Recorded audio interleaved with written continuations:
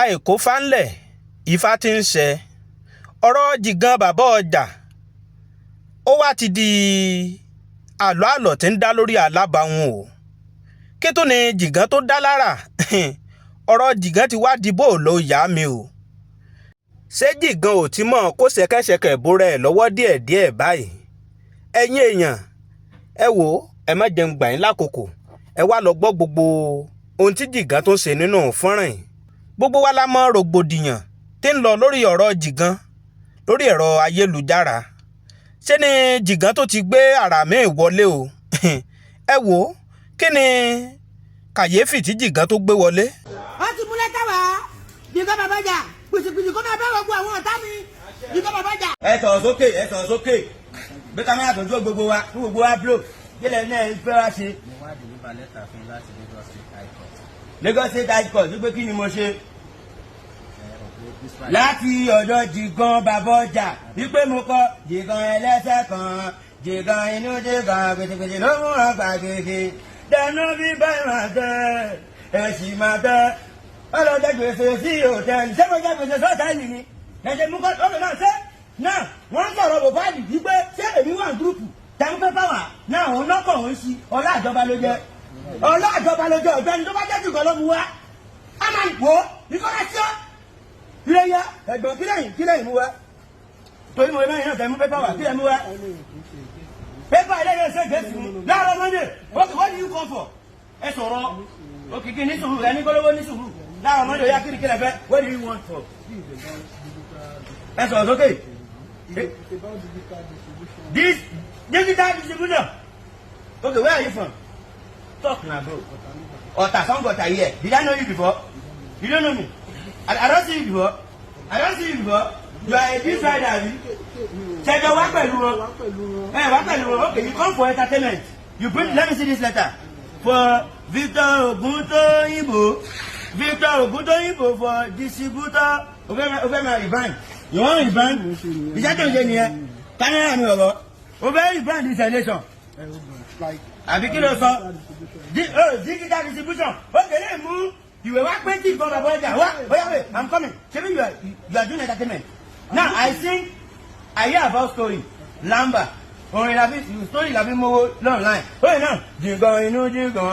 Jigan ẹlẹ́sẹ̀ kan gbètègbètè ló mú ọgbà gbètè ta ló kú group chat mo wà ní group chat ó di ti sínú àlàyé sínú ayé gbọ́pọ̀ pa mobile wípé ó kú group chat fún justice for mobile ìwò ó lè bẹ́ẹ̀ ṣe ó mọ̀ ń pa yẹn ó sí pẹ̀lú ẹ̀ ọ̀tọ̀ọ̀tọ̀ lẹ́wà ó yá ta báyìí ókè náà ọlá ìjọba lè jẹ wípé kóòtù ló mú wá Jigan bàbá ọjà mo rí ìwé tó mú wá o ìwé ìyá ẹlẹ́lẹ́ ó máa di ìwé ògo tèmi lẹ́nìí ó máa di ìwé owó tèmi ó máa di ìwé ọlá tèmi ọ̀nà ọ̀ lè pa ògo bá ṣe pàmọ́lẹ̀ o bá ṣe tírẹ́kì mọ́lẹ̀ rẹ̀ tó pa o gbogbo ní ayé gbogbo Nàìjíríà music industry àtàwọn tó láti fíìmù Jigan bàbá ọjà ti sẹ́ǹdì lẹ́tà o wọn náà tó àwọn tó gbọ́ gbogbo ṣáàtì wọ́n tún ti fẹ́ wọ́n fẹ́ràn Jigan wá. gbà já padà fún sọ́pẹ́ mi sáìn mi ò commit mi ò dóbò mi ò yàdí mi ò rape tó bá yẹ pé mo ti ẹ̀jà pé bólì ni tí mo rí pé you are owing money you àbí gbà tí mo ra fẹ́ẹ̀sì màsáì nígbà mi ò tí sọ̀rọ̀ tọ́ àbí mo jà wọ́n kọ́ pé àbílù màsáì pé mi ń ṣe mi kò yẹ kí mi ìyẹn sáré lẹ́ẹ̀bí kọ́ tó gbọ́ ó yà nítorí ìjọba gan gbà bímú ní ìlú ẹ máa lọ ọlọ́run aṣọ ẹ o ọlọ́run ìjọba ló jẹ́ o kí ni ó bì after gonna government ọmọ ìjọba ní mí o máa lọ bọ̀ kí Jigan wá ẹni kí Jigan wá pẹ̀lú àwọn èèyàn ẹni kí Jigan wá. lórí kámẹ́rà mi ẹ fún lómi kálí ẹ̀sọ́ mo bẹ́ kálí mo bẹ́ lówó kálí ẹ̀sọ́ má dẹ̀ kọ́ ni mi múlẹ̀ o má kọ́ pàgọ́ bá jẹ́ pàbọ̀ bá di o èyí lára ọmọdé kálí ẹ̀sọ́ wọ́n bá ta $1 billion lọ́wọ́ mi èmi ni kí gbà ó mú lẹ́tà wà láàárọ̀ ọmọdé ó náà gbé gba $1 billion tó ní mo kọrin kóni yẹ kó máa blow kó máa top chat group chat ta ló kú group chat ẹ pọ̀ mi sí wàá kú ẹ̀kọ́ mi tí wọ́n kù tálẹ̀ gbogbo àwọn tó wà group chat ẹ̀kọ́ mi tí wọ́n kù kọ́lé ọ̀ṣọ́ gbowó mi wá kọ́lé ọ̀ṣọ́ kọ̀mísọ́ tàbí kù gbìtìgbìtì kó máa bọ́tà mi gbìtìgbìtì kó máa bọ́tà mi kọ́lé ọ̀ṣọ́. ó jà ṣe mi ní ìlọbi tó ti máa pa mí mi ní bẹ́sẹ̀ mi ní ìlọbi tó ti máa pa mí owó mi lẹ́ẹ̀ máa gbé wá owó ti máa ná tó nìkan ojú mi kò ní fọ́ owó mi máa fi rí dọ́là máa fi gba $1 billion. gbé wá ọ̀wàwà gbé wá kọ́lé ọ̀ṣọ́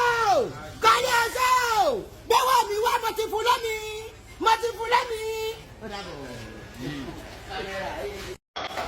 lórí kámẹ́rà mi ẹ fún lómi kọ́lé ọ̀ṣọ́ mo bá kọ́lé mo bá lówó kọ́lé ọ̀ṣọ́ má jẹ́ kọ́ ni mi múlẹ̀ o má kọ́ pàgọ́ bá jẹ́ pàgọ́ bá di o èyí lára ọmọdé kọ́lé ọ̀ṣọ́ wọ́n fẹ́ gba $1 billion lọ́wọ́ mi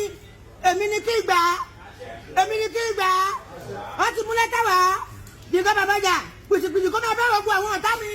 Jigan bàbá jà ó mú lẹ́tà wá láàárọ̀ ọmọdé ó ní òun fẹ́ gba $1 billion tó ní mo kọrin kọ́ni yẹn kó máa blow kó máa top chat group chat tálẹ́ òkú group chat ẹ̀pọ̀ mi tí wọ́n kù tálẹ́ gbogbo àwọn tó wà group chat